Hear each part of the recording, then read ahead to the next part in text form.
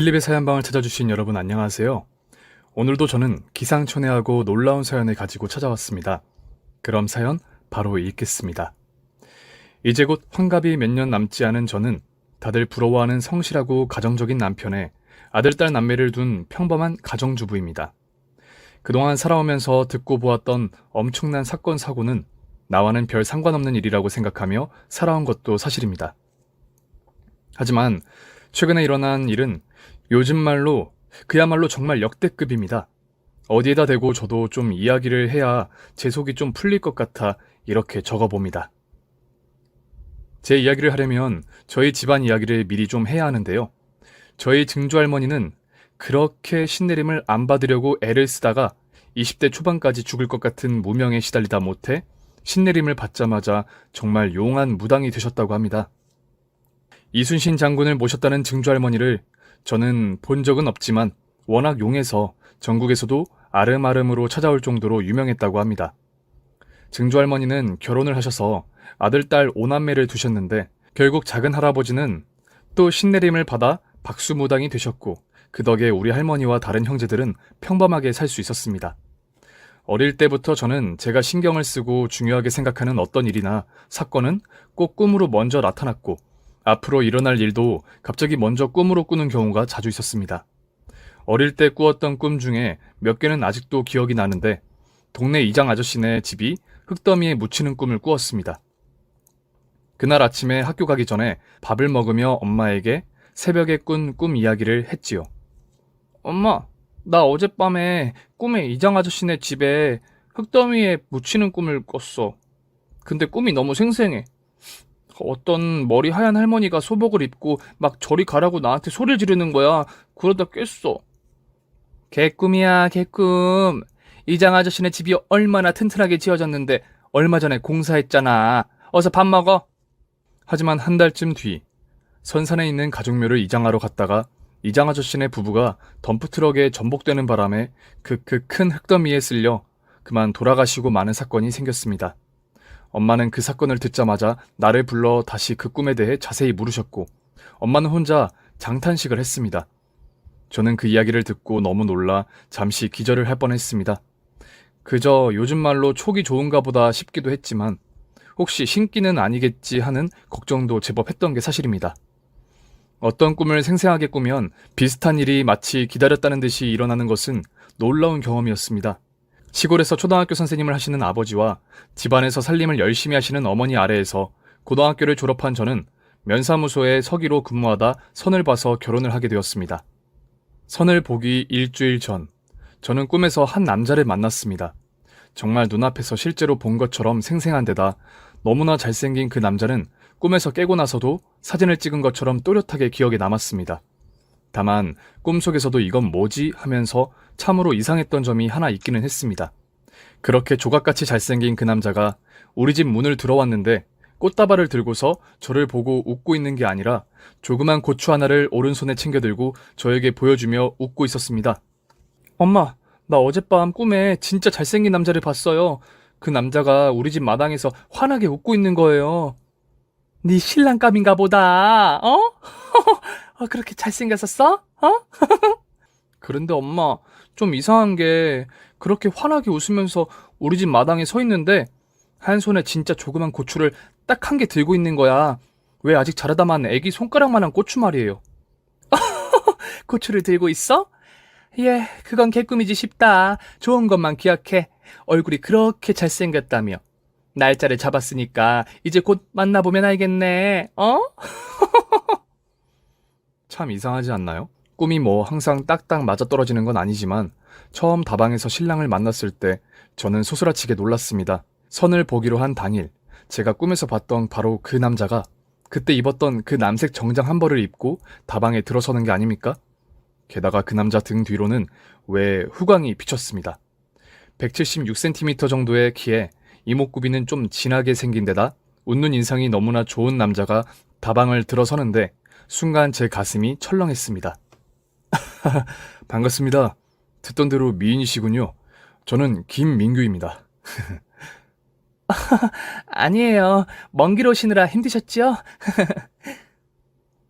그리스 조각처럼 아니, 금방 어디 영화 한 편 찍다가 온 영화배우처럼 잘생긴 남자가 나더러 평범한 여자에게 역시 미인이십니다 라고 하더니 특별히 예쁘지도 않았지만 기분 좋은 인사였고 만남이었습니다. 정말 잘생긴 미남은 역시 마음마저 너그러운 건가요? 첫눈에 뿅 간 저는 서울에서 명문대를 졸업해 대기업에 근무하고 있는 데다 건실하고 진중한 이 남자를 놓치고 싶지 않았습니다. 도시적으로 세련되게 잘생긴 데다 인상도 너무 좋고 또 성품은 얼마나 부드럽고 온화한지 말입니다. 아니, 이 남자를 만나기 위해 내가 지금껏 살아왔고 꿈에서 얼굴을 보게 해주었나 하며 혼자 뛸 듯이 기뻐했습니다. 가을에 선을 봤던 우리는 이듬해가 되자 결혼하게 되었는데 사실 결혼할 때까지 남자는 저를 온전히 지켜주었습니다. 첫날 밤이 그야말로 첫날 밤이었지요. 아니 뭐 요즘은 그게 말도 안 되는 이야기이다 싶지만 제 때는 또 그런 커플도 제법 있었답니다. 물론 믿거나 말거나이지만요. 그때는 결혼식 날 새신랑을 묶어놓고 발바닥을 때리는 풍습이 있었는데 그게 뭐 신랑 정력을 세게 해주려고 하는 옛날 풍습이었다고 하더라고요. 사실 첫날 밤이야 두근두근 기대도 했지만 처음으로 비행기를 타고 외국으로 신혼여행을 온 데다 어찌나 긴장했던지 우리 둘 다 골아떨어지고 말았습니다. 눈을 뜨니 아침이었고 신랑이 된 남편이 옆에서 자고 있었습니다. 그렇게 어색한 듯이 일어나 우리는 다정하게 호텔 조식을 먹고 신혼여행을 패키지 코스대로 첫날 관광을 다녔습니다. 다니는 동안 곧 맞이할 첫날 밤에 대한 기대와 설렘으로 가슴이 두근두근했습니다. 마침내 밤은 찾아오고야 말았고 첫날 밤을 치러야 하는데 자꾸만 남편이 좀 머뭇머뭇하는 것이었습니다. 첫날 밤 호텔방에 어두컴컴한 조명을 하나 두고 누워서 남편을 뜨겁게 맞이하려고 하는데 아무리 기다려도 남편의 거시기가 내 몸 안으로 들어오질 않는 겁니다. 아니, 뭐하지? 언제 들어오지 하고 있는데 남편이 약간 흥분되고 떨리는 목소리로 이렇게 말했습니다. 자기야, 나 다 들어갔어. 자기 좋아? 네? 들어오긴 어딜 들어왔다고. 잘못 넣은 거 아니에요? 아유, 부끄러워요. 다시 한번 잘해봐요. 자, 그럼 이제 들어간다?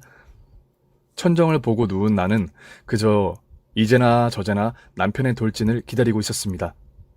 몇 번이나 이리저리 뒤척뒤척거리며 혼자 꿈틀꿈틀대던 갑자기 흥분되고 끈적끈적한 목소리로 남편이 내 귓가에다 대고 헐떡이며 말했습니다. 사랑해 여보. 너무너무 좋았어. 자기 최고야. 좀 이따 또 하자. 응? 네? 네? 아니 언제요? 언제 다녀가신 거예요? 네? 벌써 다 한 거예요? 갑자기 혼자서 몹시 피곤해진 남편은 금방 골아 떨어졌고 저는 자는 남편이 정말 너무너무 궁금해서 견딜 수가 없었습니다. 제가 궁금한 게 과연 무엇이었을까요? 저는 너무 궁금해서 어두컴컴한 방 안을 조심조심 더듬으며 일어나 떨리는 마음으로 스탠드 불을 하나 더 켜보았습니다. 세상에 거기에는 믿을 수 없는, 아니 믿고 싶지 않는 광경이 떡하니 나를 기다리고 있었습니다. 드렁드렁 코를 고르며 세상 모르고 잠들어 있는 나의 남편님의 고추가 정말 거짓말 좀 보태 제 새끼손가락만한 거예요. 이렇게 작은 애기 고추가 들어오니 아니 언제 왔다 간 것인지 들어오기는 한 것인지 대체 알 수가 없었습니다. 그걸 모르는 제가 그야말로 정상 아닙니까?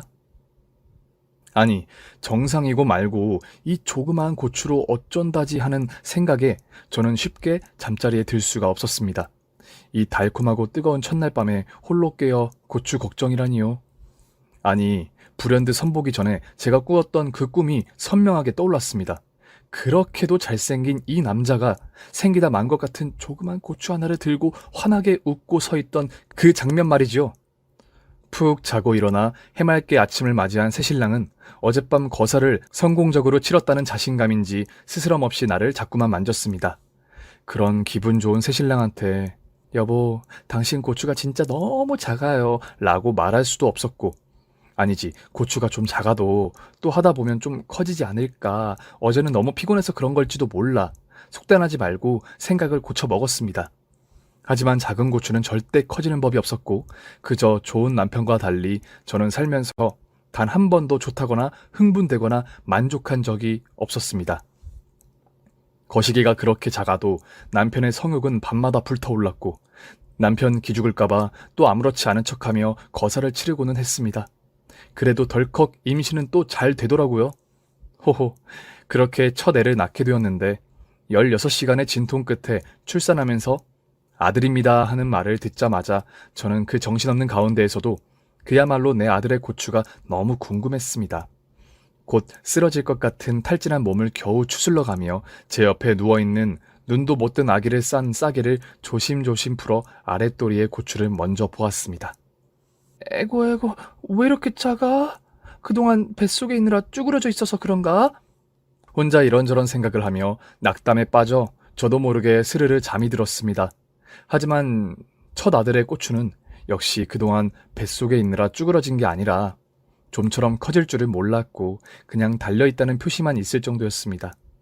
베넷머리를 한 채 잠들어 있는 아기를 보고 심란한 일이 뭐가 있겠습니까만 저는 혼자 속으로 큰 근심거리가 하나가 생긴 것이었습니다. 아들은 남편의 머리나 외모도 쏙 빼닮았지만 고추도 똑같이 빼닮았지만 사실 그저 내 눈에는 참 예쁘기만 했습니다. 첫애를 낳고 친정에서 삼칠리를 하며 엄마가 해주는 상구안을 받으며 지내는데 낮잠을 잠시 자다가 시골에서 쓰던 소반이 3개 겹쳐서 놓여있는 걸 보며 왜 상이 저렇게 3개 위로 높이 쌓여있지? 하다가 꿈에서 깨어났습니다. 엄마, 나 방금 꿈에서 소반이 3개 위로 겹쳐져 있는 꿈을 꿨어. 그니까 상이 위로 쌓아져 있더라. 깨고 나니 꿈이 좀 찝찝해. 소반이 3개 위로 겹쳐져 있다고? 그거 너 앞으로 3년은 몹시 힘들 거라는 건데. 가만 보자. 무슨 힘든 일이 있으려고 그러지? 어떻게 좀 막아볼 방도는 없을까? 걱정이네. 낮잠을 자면서 잠깐 꾼 제 꿈 이야기를 듣자 친정엄마는 걱정이 늘어지셨습니다. 물론 제 꿈이 이상할 정도로 잘 맞는 편이라 저 역시 약간 찜찜한 마음이 들기도 했습니다. 그렇게 산후조리를 마치고 집으로 돌아오자마자 시댁에는 그만 큰 병고가 생기고 말았습니다. 원래도 혈압이 좀 높았던 시어머니가 점심을 잘 드시고 마루에 앉아 계시다 그만 중풍으로 쓰러지고 말았습니다. 어떻게 손 쓸 요량도 못 해보고 오른쪽으로 팔다리 모두 마비가 온 시어머니는 전혀 걸어다닐 수가 없었고 말도 어눌해서 의사소통도 하기도 어려워졌습니다. 왼손만 겨우겨우 쓸 수 있는 시어머니에게 끼니마다 반찬을 해서 밥을 떠먹이랴 갓 태어난 아들 젖먹이랴 저는 정말 정신이 하나도 없었습니다. 그야말로 전쟁 같은 일상이 저를 기다리고 있었던 것이었습니다. 시어머니가 쓰러진 그날로부터 갓난쟁이 아들 기저귀와 시어머니 기저귀를 같이 받아내서 빨고 삶고 하는 세월이 시작되었습니다. 저녁마다 큰 들솥에 한 통을 삶아 널어야 했습니다. 이 나쁜 년, 나는 네 아들 걷어먹인다고 나는 이래 쫄쫄 굶기나. 동네 사람들 여울 며느리 좀 보소. 나를 밥을 안 줘요. 어서 죽으라고. 아이고 배고파 죽네. 내가 배고파 죽어. 아이고. 어머니, 대체 무슨 소리를 하시는 거예요? 좀 전에 밥 드셨잖아요. 이제 막 상을 치웠는데 배가 또 고프세요? 어머니, 다시 차려드릴게요. 조금만 기다리세요. 네? 아니, 언제 나를 밥을 줬다고 그래? 어서 밥상 차려와. 이제는 네 시어머니를 아주 대놓고 구박을 하네. 내가 배가 너무 고파 죽을 것 같아. 어서 밥 줘. 밥 달라고. 밥! 반신불수로 거의 매일 누워 계시게 된 시어머니는 대소변을 제대로 가리지도 못하는 데다 쓰러지면서 뇌에도 충격이 왔는지 치매기도 날이 갈수록 점점 더 심해지셨습니다. 요즘이야 거동이 불편해지면 요양병원에 보내기도 하고 제가 요양사를 부르는 게 일상이 되었지만 20-30년 전만 해도 간병인이나 요양보호사는 찾아보기가 어려웠습니다. 하루에도 6-7번 밥상을 차리는 건 기본이었고 저녁이 돼서 누우면 내일 하루는 또 어떻게 보낼 수 있을까 걱정이 돼서 몸이 피곤해도 쉽게 잠들기가 어려웠습니다. 온 동네 사람들 다 들으라고 고래고래 고함을 지르고 밥상을 엎고 내가 첫애 젖이라도 물리려고 하면 지팡이로 어머님 방에서 벽을 탁탁 치며 어서 밥상 차려라, 네 시애미 배 골아 죽이려나 하면서 욕을 하시는 게 일상이었습니다. 어떤 날은 급하게 밥상을 차려 들어가면 훔쳐간 내 폐물 다 내놓으라고 난리를 피우셨고 달래다 못해 서랍에서 꺼내서 보여다 드리면 언제 귀신같이 일에 갖다 놓았냐며 다시는 훔쳐가지 말라고 으름장을 놓기도 했습니다. 3년가량 그렇게 나를 힘들게 하던 시어머니는 며칠간 벽에 똥을 바르기도 하시며 나를 힘들게 했습니다. 도저히 더는 못 참겠다 싶어 제가 병원으로 모시자고 남편을 채근할 무렵이었습니다. 갑자기 사흘 곡기를 끌더니 이른 아침 주무시듯이 계시다가 세상을 떠나셨습니다. 돌아가시기 이틀 전 건더기 없는 마음을 써서 입안에 부지런히 좀 넣어드리려고 하는 나를 보시더니 어머님이 제 손을 꼭 잡았습니다. 정신이 돌아오신 것처럼 두 눈이 맑고 얼굴도 좀 환했습니다. 내 돌보느라 그동안 고생이 많았어. 많이 힘들었지. 고생 많았다, 아가야. 고맙다, 참말로. 내 잊지 않으마. 고마워, 오라가. 어머니 무슨 그런 말씀을요. 어서 이 미음 좀 드세요. 우리 저 이쁜 손주 낳아줘서 고마워. 내가 매일매일 기도하마. 그렇게 나를 달달 볶고 진절머리 나게 하던 시어머니는 고맙고 미안했다는 말을 마지막으로 남기고 그 길로 아무것도 못 들고 계시다가 돌아가셨습니다. 병원에서 죽는 건 죽어도 싫다던 시어머니의 소원대로 어머님은 평생을 사셨던 어머님의 방에서 그렇게 세상을 떠나셨습니다. 3년 넘게 누워 계시고 마지막 1년 동안은 제게 갖은 행패를 부리며 저를 힘들게 하셨지만 손주만큼은 정말 이뻐하셨습니다. 우리 애가 처음 뒤집을 때도 옹알옹알 옹알이를 할 때도 어머님은 손주를 대할 때만큼은 정신도 맑으셨고 그저 예뻐 어쩔 줄을 몰라 하셨습니다. 첫 아들과 시어머니 병구안을 같이 하다 보니 아들은 그 사이 벌써 5살이 되었고 제 아빠를 닮아 인물도 좋고 머리도 좋았습니다. 동화책을 한번 읽어주면 그 내용을 모두 다 기억해서 줄줄 외웠습니다. 특히 자동차를 좋아해 모든 종류의 승용차와 트럭 등 자동차의 특성과 모델명을 다 외웠습니다. 초등학교에 입학하자 아들은 줄곧 반장을 했고 학교 시험은 무조건 올백이었습니다. 근처 남녀공학에 입학하면서 중2 때는 아들의 팬클럽이 생겼습니다. 연예인 팬클럽은 당연한 거지만 평범한 중학생 남자아이의 팬클럽이라니요. 집 앞에는 선물이 제법 쌓이기도 했고 그저 귀엽고 예쁘기만 한 말괄량이 여학생들이 집 근처나 버스 정류장에서 울 아들 얼굴 한번 보려고 서서 기다리기도 했습니다. 하지만 아들 정수는 그런 인기에 아무런 관심도 없었습니다. 무덤덤하게 중고등학교를 마쳤고 원하던 좋은 대학도 입학했습니다. 180cm가 넘는 키에 언뜻 보면 모델 같기도 하고 영화배우 같은 외모를 가진 제 아들은 이상하게도 여자친구가 없었습니다. 정수야, 너 좋아하는 애 없어? 대학교에는 예쁜 여학생 많지 않아? 네, 없어요, 엄마.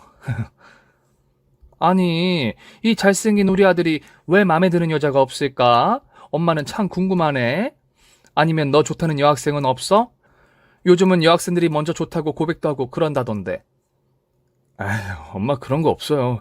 전 그냥 학교 생활이 참 재밌어요. 중고등학교 때는 물론 대학생이 되어서도 여자친구가 없는 아들이 저는 정말 내심 걱정이 되었습니다. 다 큰 아들한테 고추 이야기를 제가 먼저 할 수도 없고 혹시 그것 때문에 무슨 콤플렉스가 있어서 그런가 하는 생각을 혼자 골똘히 하면서 말이죠. 우리 아들이 아버지 닮아 밤일을 못하면 진짜 큰일인데 어쩌지? 진짜 큰일인데. 요즘은 그러면 바로 이혼 사유가 될 텐데. 아닐 거야. 너무 착해서 공부만 하느라 그럴 거야. 그렇다고 남편한테 단도직입적으로 그 집안 내력인 고추에 대해 말하면서 한번 진지하게 의논해보라고 하기도 어려웠습니다. 아니지. 요즘 애들은 똑똑하니까 알아서 비뇨기과 상담을 할지도 몰라. 좀 기다려보자 하고 마음을 먹었습니다. 그렇게 모태솔로처럼 몇 년을 지내던 아들은 결국 선을 보게 되었습니다. 10번이 넘는 선을 본 끝에 중고등학교를 미국에서 유학을 하고 돌아와 국내에서 대학을 졸업하고 대기업에서 기업 통역을 전문으로 하는 아가씨와 결혼을 하게 되었습니다. 어릴 때 유학 생활을 했다기에 선입견을 좀 가지고 보았지만 정말 청순하게 생긴 아가씨였습니다. 유난히 하얀 피부에 치열도 바르고 키도 적당하니 하늘하늘한 들꽃 같은 외모였습니다. 부모님도 참 좋으신데다 아가씨 직업도 외모도 마음에 들었지만 이상하게 약간 서늘한 눈빛이 조금 마음에 걸렸습니다. 눈이 탁하지는 않은데 좀 싸한 느낌을 주는 눈빛이었습니다. 하지만 그저 잠깐 들었던 생각이었고 저 혼자 느낀 게 뭐 대수인가 생각했습니다. 아들과 결혼을 한 며느리는 그야말로 완벽했습니다. 조용조용한 편인데다 또 어른들에게는 사근사근하게 대하는 편이라 저희 부부에게도 자주 안부를 물어왔습니다. 잊지 않고 때마다 한 번씩 집으로 오는 아들네 부부를 보면 사이가 좋아 보였습니다. 어머니, 요즘 대학철이어서 대하 좀 샀어요. 맛있게 구워 먹어요. 저녁에 들릴게요. 어머니, 이번 아버님 생신 때는 그 유명한 장어집 예약했어요. 어머님 아버님도 한번 가보고 싶다고 하셨죠? 제가 한 달 전에 예약했어요. 너도 바쁠 텐데 고맙구나. 어쩜 이렇게 맛있는 집이 있었어? 다음에는 우리가 사주마. 결혼한 지 5년이 넘도록 아직 손주는 없었지만 금방 내 집 마련도 하고 오순도순 살아가는 아들네를 보고 있으면 그저 흐뭇했습니다. 애들 속궁합은 맞는지 가끔 걱정될 때도 있었지만 요즘 애들이야 워낙 똑똑하니 알아서들 잘하겠거니 하는 생각을 하며 저도 별 걱정 없이 그렇게 지내고 있었습니다. 그러던 어느 날 꿈에 돌아가신 시어머니가 갑자기 나타났습니다. 돌아가시고 한 번도 꿈에 나타나지 않았던 그 시어머니가 제 꿈에 찾아오신 겁니다. 시어머니는 돌아가시기 며칠 전 마지막으로 몇 번 똥을 바르셨던 그 벽에다가 대고 삐뚤삐뚤 숫자를 적어주면서 이렇게 말씀하셨습니다. 야야, 정수엄이야. 이거 꼭 기억해라. 네 이 번호 잊으면 안 된다. 이 번호가 돈벼락 맞을 번호야. 어? 네? 어머니, 돈벼락이라고요? 어머니, 잠깐만요. 제가 좀 적을게요. 어서 적어. 네가 내 똥 치우면서 울던 게 생각나서. 너무 고생시킨 게 미안해서 내가 똥 대신에 돈 좀 주려고 안 그러나. 고마웠어. 응? 소스라치게 놀라면서 꿈에서 깨어나자마자 기억에 남아있는 번호를 바로 받아 적었습니다. 하지만 마지막 한 자리가 도통 기억이 나지 않는 겁니다. 몇 날 며칠을 끙끙거려도 기억이 나지 않았습니다. 이 마지막 숫자만 기억나면 1등 당첨은 떼놓은 당상이다 싶었지만 정말 애를 쓰면 쓸수록 아무것도 기억나지 않았습니다. 눈물을 머금고 정말 몇 년 만에 사본 로또 종이에 마지막 숫자는 내 마음대로 적어냈는데 글쎄 3등에 당첨된 것이었습니다. 분명 꿈에서 적어주신 번호를 제대로 기억했으면 1등인 건데 싶은 생각에 너무너무 안타까운 마음이 들었습니다. 하지만 100만 원도 어딘가 하며 로또 당첨금을 찾아서 집으로 돌아오는 길에 한우 갈비살을 푸짐하게 샀습니다. 그렇게 로또 번호를 알려주시며 제 꿈에 나타나셨던 어머님이 또다시 꿈에 찾아오셨습니다. 이번에는 웃으시는 얼굴이 아니라 뭔가에 쫓기듯이 혼비백산하신 낯빛이었습니다. 아이고, 큰일 났다, 큰일 났어. 야야야, 니는 어째 걔를 며느리로 삼은 거야, 응? 걔는 못 써. 영 못 써. 아주 몹쓸 종자야. 아주 개년이야. 아니, 어머니, 그게 무슨 말씀이세요? 정수 결혼한 지 5년이 넘었어요. 아예 못쓸 종자라고요? 진짜예요? 어머니, 아니죠? 이제 와서 알려주시면 어떻게 해요, 어머니? 어머니 노망 드신 거 아니에요? 아니, 죽어서도 저 시집살이를 시키는 거예요? 꿈속에서도 저는 따발총처럼 말이 마구 쏟아졌습니다. 저는 어머님이 살아계실 때도 이렇게 함부로 말씀드려 본 적이 단 한 번도 없었답니다. 제발 꿈에서라도 치매에 걸린 시어머니가 내가 헛말한 거니 신경 쓰지 말고 잊어버리라고 하는 이야기를 듣고 싶은 심정이었습니다. 하지만 어머니는 그렇게 말씀하지 않으셨습니다. 아이고, 미안해. 내가 죽어 영감하고 새로 만나 돌다 보니 도끼자루 썩는 줄 몰랐네. 안 돼. 절대로 안 된다. 울 정수 신세 망친다. 어서 그년 뒤를 캐봐. 아주 개쌍년이야. 어쩌다 그런 걸 만난 건지 아주 안 돼. 결단을 내야 해. 너 꼭 그의 뒤를 밟아봐. 어? 어머니, 제발 우리 정수 도와주세요. 어머님이 정말 금쪽같이 여기는 손주잖아요, 네? 아이고, 어머니, 그러면 그년 사진을 좀 찍어 놓으시죠. 거긴 핸드폰 없나요? 핸드폰? 있지 왜 없어? 근데 너거 시아버지가 하도 일찍 여기 사람이 되어서 그런 기계를 통 쓸 줄 몰라. 하여튼 당장 뒤를 밟아봐. 어? 더 큰일 생기기 전에. 알겠지? 시어머니는 마치 생시처럼 나타나 꼭 며느리 뒷조사를 해보라고 신신당부를 했습니다. 어찌합니까? 알려주신 로또 번호도 기억했다가 로또를 샀던 저인데 내 아들네 부부 이야기를 해주셨는데 그냥 건너뛸 제가 아니지요. 처음 만났을 때 그 싸하게 느껴지던 눈빛이 다시 기억이 났지만 그저 잘 사는 거 보며 잊고 지냈습니다. 날이 밝자마자 여기저기 수소문 끝에 미행을 바로 하겠다는 심부름센터는 금방 찾을 수 있었습니다. 작수금은 70%를 주셔야 합니다. 그리고 일주일 안에 증거를 잡으면 2배 더 주시면 됩니다. 저랑 같이 미행을 하시려면 내일부터 하시면 됩니다. 알았어요. 나를 태워서 어서 내일 새벽같이 아들네 아파트 앞으로 갑시다. 아닙니다. 제가 미행을 많이 해봐서 아는데 아침에 일어나서 출근할 때까지는 늘 똑같습니다. 점심때부터 회사 근처에서 따라 붙으면 됩니다. 여전히 아가씨처럼 날씬하고 세련된 며느리는 여느 때와 다름없이 출근했고 저희는 회사 맞은편 골목차 안에서 가만히 기다렸습니다. 그런데 점심때부터 며느리 행동 패턴이 좀 달랐습니다. 점심시간이 되어서 회사 건물에 사람들이 통째로 쏟아져 나오는데 급히 나온 며느리는 회사 건물에서 한 블록 떨어진 곳에 있는 오피스텔로 향하는 것이었습니다. 겨우 한 블록 떨어져 있는 거리인데 차를 가지고 이동하는 것도 이상했습니다. 자주 들락거리는 곳인지 입주자 전용 키까지 가지고 있었고 머무르고 나오는 시간은 1시간가량이었습니다. 따로 오피스텔을 두고 있다는 이야기는 들은 적이 없었는데 말입니다. 사업을 따로 하는 것도 아니고 회사원이 회사 근처에 제 집처럼 드나드는 오피스텔이 있다니 이번에는 퇴근 시간이 되자 집 근처 대형마트 주차장으로 가서 장을 받고 장을 본 물건은 승용차 안에 두고 차를 그대로 세워둔 후 며느리를 기다리고 있던 다른 차를 타고 마트를 떠났습니다. 5분 뒤에 도착한 곳은 역시 며느리네 동네 근처 카센터였습니다.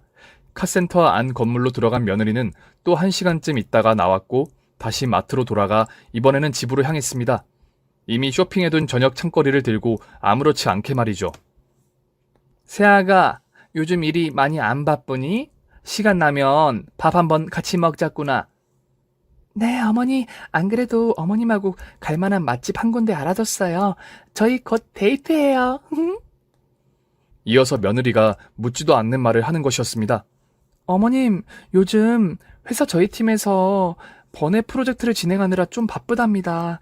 프로젝트 자체가 좀 보안 사항이라 회사 근처 오피스텔에서 회의를 하곤 하는데 좀 재미도 있고 스릴도 있습니다. 그 오피스텔은 회사에서 업무차에서 얻었구나 하는 생각을 하면서도 의심을 떨쳐낼 수가 없었습니다. 그리고 아무 내색도 하지 않았는데 그런 말을 갑자기 하는 며느리 행동도 더욱더 의심스러웠습니다. 며느리의 스케줄은 거의 반복적이었고 꽤 오래전부터 지내온 일상처럼 보였습니다. 일주일에 한 번이나 2번은 카센터 사장을 만나 모텔을 갔고 그 오피스텔은 거의 매일 들락거렸습니다. 모텔은 주말에 갈 때가 있었고 오피스텔 역시 퇴근 후에 들를 때도 있었습니다. 처음에는 카센터 사장을 오피스텔에서도 만나는가 했지만 그게 아니었습니다. 그러니까 며느리는 한 명의 남자를 만나는 게 아니라 2명이나 되는 파트너가 있었던 것이었습니다.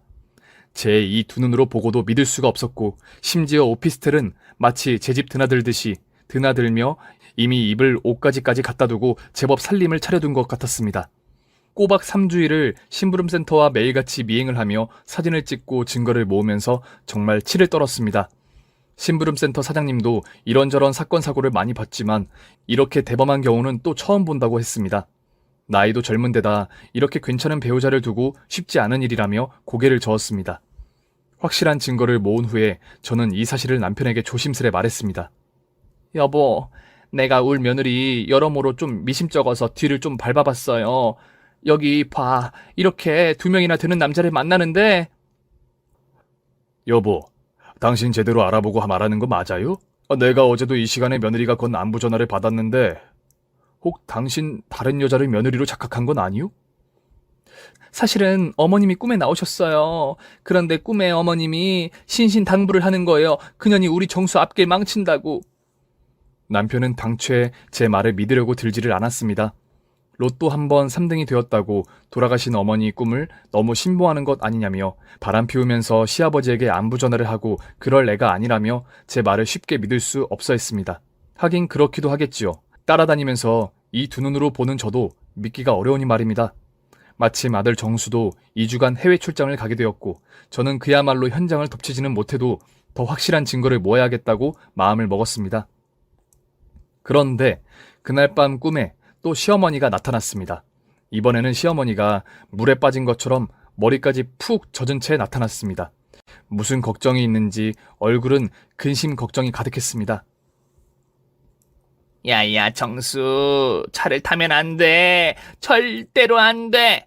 절대 승용차를 못 타게 해라. 알겠지? 꼭 버스나 지하철을 타고 다니게 해. 내 말 꼭 명심해라. 어머니, 그게 무슨 말씀이세요? 차를 타고 다니면 안 된다니. 요즘 세상에 차가 없으면 어떻게 다녀요? 차 타면 큰일 나. 큰일. 내 금쪽 같은 손주 저 세상 사람 된다. 꼭 명심해. 응? 하며 어머니가 근심에 가득 찬 얼굴로 신신당부를 하는 것이었습니다. 꿈에 나타나 로또 번호를 알려주시고 아무도 몰랐던 며느리 바람 피우는 것까지 알려주셨던 시어머님이 또다시 꿈속에서 해주신 부탁과 당부의 말씀을 생시보다도 저는 더 새길 수밖에 없었습니다. 벌떡 일어나 저는 아침도 먹지 않고 얼른 아들네 아파트로 향했습니다. 마침 아파트 주차장에 세워져 있는 승용차를 조카네 정비공장으로 가져갔습니다. 그리고 아들 출장 간 김이라 마침 자동차 정기점검 한번 해보자고 꼼꼼하게 한번 살펴봐달라고 조카에게 말해두었습니다. 고모, 정수형 차 이상해요. 글쎄 브레이크 오일선이 절단되어 있어요. 웬만해선 이게 잘려나갈 일이 없는데 말이죠. 누가 일부러 자르지 않고는. 그게 무슨 소리야? 뭐가 절단되었다고? 브레이크 오일선? 그게 뭔데?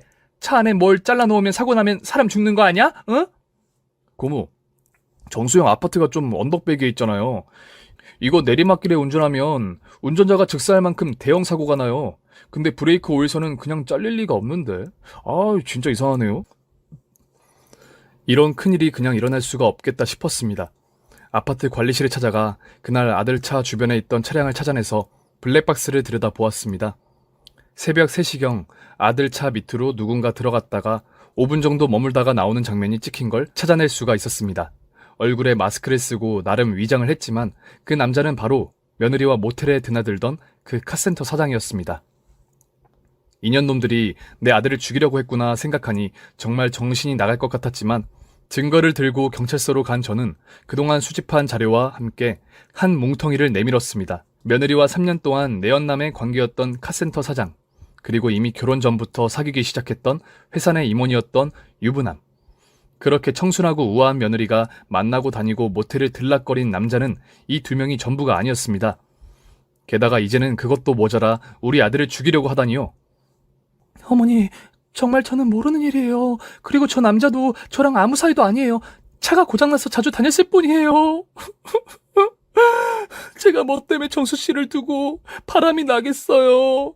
저 그런 여자 아니에요, 어머니. 저 너무 억울해요. 경찰 아저씨, 다시 한번 조사해주세요. 누가 저를 음모에 빠뜨린 거라고요. 듣기 싫다, 이년아. 네가 사람이야? 어? 이 죽이려나? 제가 미쳤어요? 저런 남자랑 제가 바람이 나게요? 어머니, 전 제 일하기 바쁘다고요. 저도 제가 무죄라는 걸 꼭 밝히겠어요.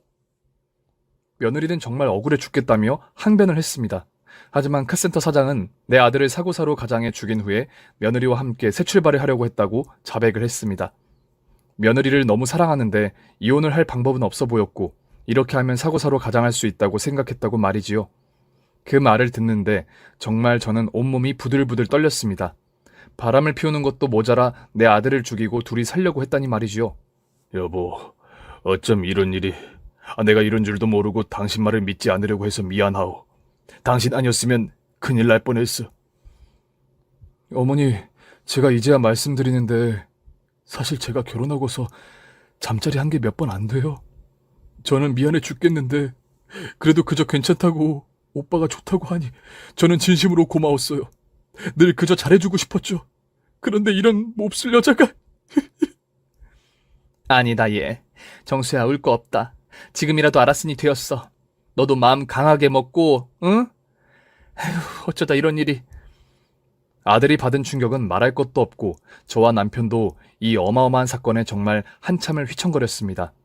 카센터 사장과 며느리는 그날로 잡혀 들어갔고 동네가 한동안 시끌벅적했습니다.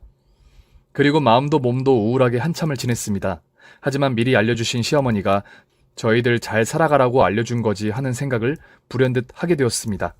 이제 기운을 차리고 우리 가족 잘 건사하며 살아야지 하고 마음을 고쳐먹었습니다. 아들, 너도 잘 알겠지만 엄마가 그냥 한번 말하는 거야. 거시기에 문제가 있으면 요즘 어디 왕고추형이라고 유명하고 용한 의사가 있더라. 네? 왕고추형이요? 그게 뭐예요, 어머니? 아, 진짜 돌팔이 같아요. 네가 모르는구나. 인터넷에 한번 쳐봐. 어떤 남자도 그 병원에 가기만 하면 다 고친대.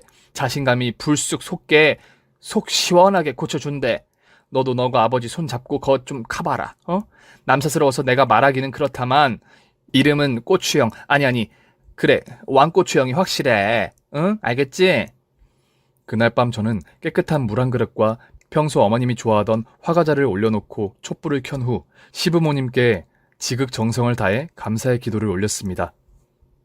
어머니 정말 고맙습니다. 앞으로도 자주 제 꿈에 나오셔서 꼭 하시고 싶은 말씀은 무엇이든 다 하시면 됩니다. 아파서 누워 계시는 동안 말씀도 제대로 못 하시고 많이 힘드셨지요? 제가 이 다음에 다시 만나면 우리 어머니 진짜 지극정성으로 또 모실게요. 비나이다. 천지신명님께 비나이다. 우리 할머니께 빌고 우리 어머니께 비나이다. 살인미수죄를 적용받아 중형을 선고받는 날, 저는 법정으로 그냥 면상을 보러 찾아갔습니다. 우리 아들 신세를 망친 그년과 카센터 사장을 보자 여전히 몸이 부들부들 떨렸습니다. 하지만 법정을 나가던 며느리가 고개를 휙 돌리더니 싸늘하게 웃으며 저에게 한마디 하는 것이었습니다.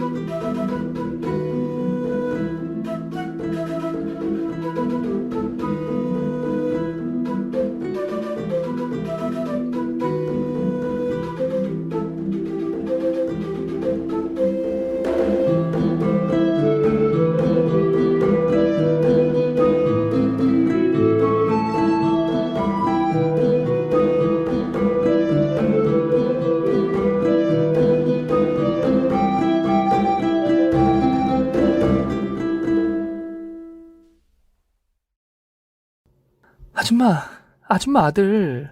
나니까 살아준 거예요. 남자 구실도 제대로 못하는 반병신을. 나지막하게 한마디 날리며 돌아서는 그년의 긴 머리카락을 마구 잡아당겼습니다. 호송차에 오르는 그년을 따라가 분한 마음에 긴 머리채를 쥐고 흔들었습니다. 10년 먹은 채증이 내려가는 것 같았습니다. 그리고 저는 이제 정말 굳은 결심을 해봅니다. 결단코 이것은 꼭 해내고야 말 결심입니다. 우리 집안을 살리는 결심인 것이지요. 사랑하는 우리 아들 거시기도 우리 남편 거시기도 반드시 대빵 크게 만들고야 말겠습니다. 그리고 또 세게도 만들어야지요, 암만. 아들의 목숨과 남은 인생을 살려준 시어머니의 꿈 이야기를 저는 가족들에게 들려주었고 우리 가족은 시어머니 산소를 다 같이 찾았습니다. 여보, 나는 당신이 정말 고마워. 당신 덕에 우리 아들도 살았고 우리 집이 살아난 거야. 다 어머님이 알려줘서 그런 거예요. 제 꿈에 떡하니 나타나셔서 얘기해 주시는데 어느 며느리가 그걸 안 듣겠어요. 아니, 어머님은 왜 꼭 당신 꿈에만 나타나? 내 꿈에도 좀 나타나시지 말이야. 제가 살아생전에 어머님 말씀을 얼마나 잘 듣고 잘 모셨으면 그렇겠어요. 그런 제가 또 얼마나 보고 싶겠어요, 어머님도. 역시 내가 결혼은 정말 잘했어. 여보 고마워. 어? 어머님, 아버님, 우리 잘 살게요. 이제 우리 걱정하지 말고 그곳에서 잘 지내세요. 이렇게 어릴 때부터 꾸었던 특별한 꿈 덕분에 저는 지금의 남편을 만나 결혼을 하고 풍비박산이 날 뻔한 우리 가족도 구해낼 수 있었습니다. 이 모든 게 다 예지몽을 꿔온 제 덕분이라고 할 수는 없지만 정말 놀랍지 않나요? 돌아가신 어머님이 우리를 늘 지켜주고 계신 것도 너무 감사하고 말이지요. 하루하루 더욱더 감사하며 착하게 살아야겠다는 생각을 절로 하게 되었습니다. 하지만 그 사건 이후로 요즘은 통 제 꿈에 찾아오지 않는 어머님께 꼭 하고 싶은 말이 하나 있습니다. 어머님, 왜 요즘은 저를 찾아오지 않으세요? 어머님 너무너무 보고 싶어요. 꼭 한번 더 와주세요. 그때 오실 때는 로또 번호 꼭 다 알려주세요. 꼭이에요, 아셨죠? 어머님, 정말 정말 사랑해요. 우리 가족 늘 지켜주세요. 오늘의 사연자분, 정말 영화보다도 더 영화 같은 사연입니다. 오늘의 사연을 읽다 보니 정말 조상이 돌보아준다는 어른들 말씀도 맞는 것 같고 꿈 하나도 어쩌면 허투루 볼 게 아니다 싶습니다. 오늘 사연이 재미있으셨다면 구독과 좋아요를 꼭 눌러주세요. 그럼 저 필립은 다음 시간에 더 재미있는 이야기를 가지고 찾아오겠습니다. 오늘도 모두 행복하세요.